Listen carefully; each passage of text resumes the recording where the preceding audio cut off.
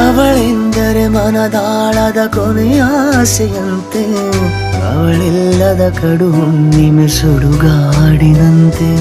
ಅವಳೆಂದರೆ ಏನೆನ್ನಲಿಯೇ ನನದಿರಲಿ, ಅವಳೆಂದರೆ ಏನೆನ್ನಲಿಯೇ ನನದಿರಲಿ.